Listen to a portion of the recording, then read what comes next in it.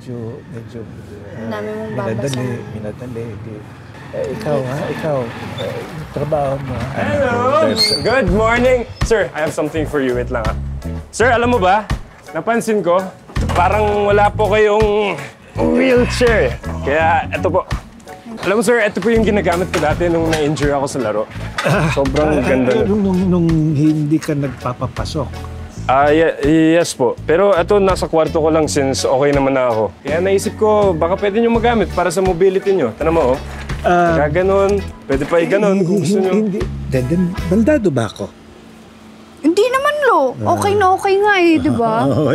Kaya ibig sabihin, hindi namin kailangan yan. Oo, narinig mo yon? Hindi niya kailangan yan. Alang kailangan ng lolo ko is peace of mind.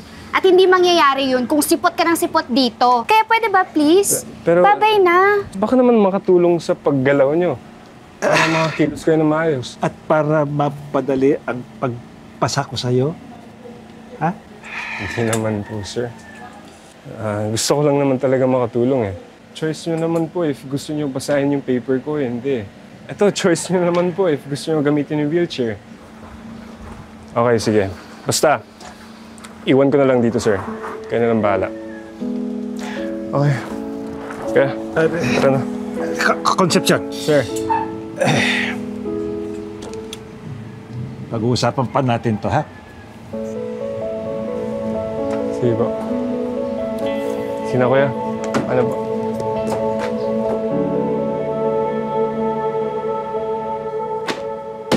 Uninspired.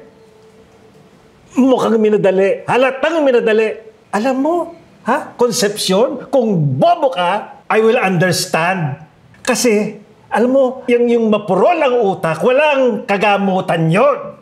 Yung tamad, ayun, pwede mong batukan para matauhan, magising. Yung bobo, inborn yun eh. Wala kang magagawa kung talagang makinis ang utak ng tao. Wait lang, sir. Why are you telling me this? Why? Because, Concepcion, I am trying to tell you that you are not stupid! Which makes it all the worse. Kasi sinasayang mo yung pag-aaral mo, sinasayang mo yung utak mo. Kasi hindi mo siniseryoso yung studies mo. Yung classes mo, ginagawa mo lang excuse. Dahil mas binibigyan mo ng pagpapahalaga ang basketball. Yan, gagraduate ka, bit-bit mo bola, hindi diploma. Bakit ka pa kasi nag-college? Alam mo, ha? Sayang yung pagka-college mo. Sir, pag hindi po ako naglaro ng basketball, hindi po ako makakapag-aral sa school natin. Sir, gusto ko po mag-aral. Halos nagpapakamatay ako para lang makuha yung scholarship na to. Yun lang yung pangarap ko, sir. Gusto ko lang magka-scholarship. Sir, ayoko bumagsak sa kahit anong subject kasi hindi ko na alam gagawin ko pag bumagsak ako. Sir, yung tatay ko, seaman. And it's been so long since I've seen him again. But every time he's working, I don't even see him maybe once a year because he's always working somewhere. And then, 3 years ago, pinabalik siya. Nagkasakit siya.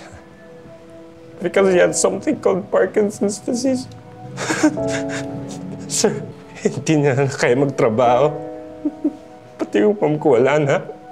Kaya nakakita niyo, sir, I'm so desperate for this. I need this, sir. I need this. So I'm sorry, sometimes I can't focus because of my basketball. I'm sorry, but I'm doing my best. I need this. I'm sorry, sir. So, Mr. Concepcion, sino ngayon sa atin ang stressed? Sir naman. Anong namimiss mo sa kanya? Kanina po. Yung papa mo?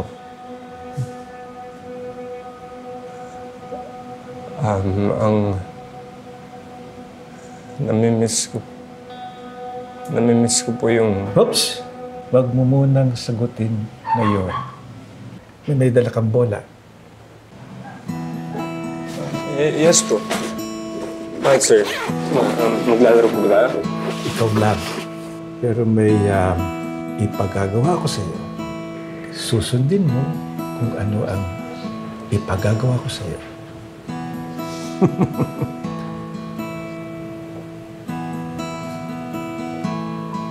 Gawin mo yung bagay na gusto mong gawin. Pero habang ginagawa mo yan, sa bawat pagpasok ng bola sa ring, isulat mo dyan ang pumapasok sa isip mo. Isang salita lang o dalawa na kayang ilarawan ng lahat.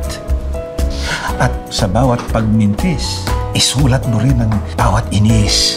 Every single word.